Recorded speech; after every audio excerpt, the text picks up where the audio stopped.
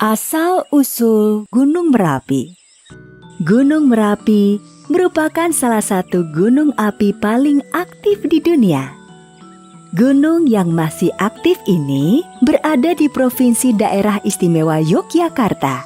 Tepatnya, Gunung Merapi berada di Kabupaten Sleman atau bagian utara Daerah Istimewa Yogyakarta. Menjelang meletus, Gunung Merapi mengeluarkan awan putih yang sangat panas.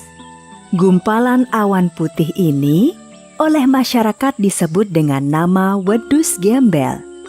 Suhu yang sangat tinggi dan awan panas ini membuatnya sangat ditakuti oleh masyarakat yang tinggal di lereng Gunung Merapi. Gunung Merapi juga memiliki kisah asal-usul terjadinya. Bagaimana kisahnya? Mari kita simak bersama ceritanya. Sebelumnya, tempat yang menjadi lokasi Gunung Merapi adalah dataran luas yang berupa hutanan lebat. Meskipun sangat lebat dan bisa dikatakan hutan rimba, bukan berarti tidak ada manusia yang tinggal di dalam hutan tersebut. Nun jauh di dalam hutan yang lebat tersebut, terdapat sebuah tungku peleburan besi yang selalu menyala dan sebuah rumah panggung. Ternyata ada 2 orang empu yang sangat sakti tinggal di dalam hutan tersebut. Empu tersebut terkenal sebagai pembuat keris pusaka. Mereka adalah Empu Rama dan Empu Pamadi. Tidak seperti kebanyakan empu pembuat keris lainnya, Empu Rama dan Empu Pamadi cukup menggunakan tangannya untuk menempa besi yang membara menjadi sebilah keris. Sementara itu, nun jauh di sebelah selatan dari hutan tersebut, terdapat sebuah gunung yang berada di pantai yang berbatu karang. Gunung tersebut bernama Gunung Jamur-Dipa. Gunung yang berada di pesisir selatan itu merupakan gunung yang sudah tidak aktif lagi. Batara Narada dan Dewa Penyarikan terbang di atas Gunung Jamur-Dipa. Mereka sepertinya sedang memeriksa sesuatu. Bagaimana hasil penyelidikan kalian di Gunung Jamur-Dipa? Setelah kami memeriksa Gunung Jamur-Dipa, akhirnya menjadi jelas bahwa gunung tersebut mengakibatkan Pulau Jawa miring ke selatan. Jadi, Gunung Jamur-Dipa harus dipindahkan ke dataran rendah di bagian utara. Apakah kalian sanggup mengerjakan tugas berat ini? Di sebelah utara Gunung Jamur-Dipa, terdapat sebuah dataran rendah yang berupa hutan lebat. Jadi, Gunung Jamur-Dipa bisa dipindahkan ke hutan tersebut. Hanya saja, terdapat 2 empu sakti pembuat keris yang menempati hutan tersebut. Kalau begitu, aku memerintahkan kepada kalian berdua, Batara Narada dan Dewa Penyarikan, untuk memerintahkan kedua empu itu segera pindah. Sementara itu, Empu Rama dan Empu Pamadi sedang mengamati keris yang baru saja selesai dibuatnya. Kemudian, Batara Narada dan Dewa Penyarikan turun dari langit menemui mereka. Wahai Empu Rama dan Empu Pamadi, kesaktian kalian terdengar hingga Kayangan. Batara Guru sangat mengagumi kalian berdua. Wahai Batara Narada dan Dewa Penyarikan, kami ucapkan terima kasih untuk sanjungannya yang sebenarnya belum pantas kami dapatkan. Kalau kami boleh tahu, apa yang membuat dewa hingga turun Kayangan menuju kemari? Jadi begini, jauh di sebelah selatan sana, di pesisir laut, terdapat Gunung Jamur-Dipa. Dan keberadaan gunung tersebut membuat Pulau Jawa miring ke selatan.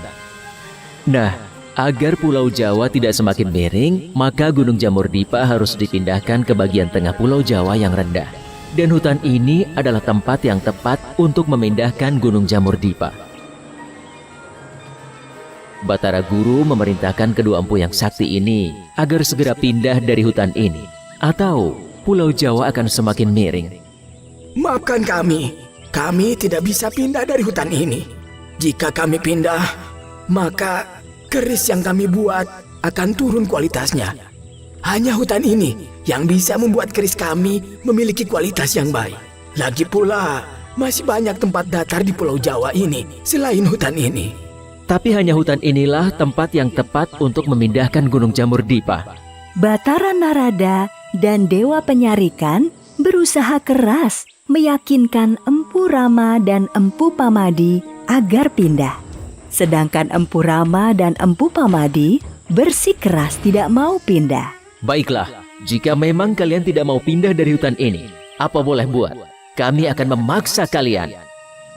Akhirnya, setelah gagal membujuk dengan baik-baik, Batara Narada dan Dewa Penyarikan memutuskan menggunakan cara kekerasan untuk memaksa kedua empu tersebut pindah.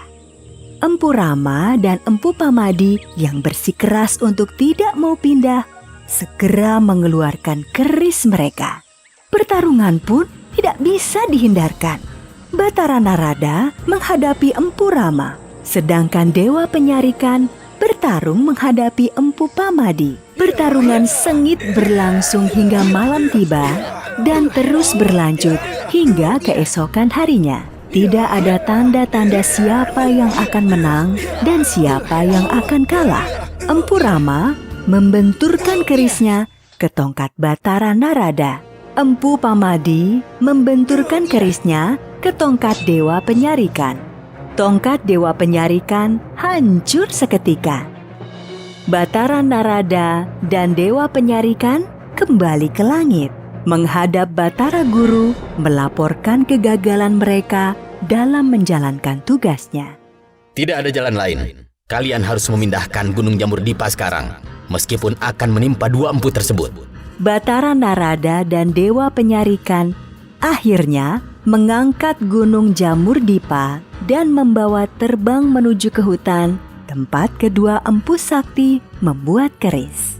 Tidak lama kemudian, Empu Rama dan Empu Pamadi melihat sebuah benda besar jatuh dari langit ke arah mereka. Gunung Jamur Dipa pun telah berpindah tempat. Namun, pada bagian puncak gunung muncul kawah dan mengeluarkan asap putih.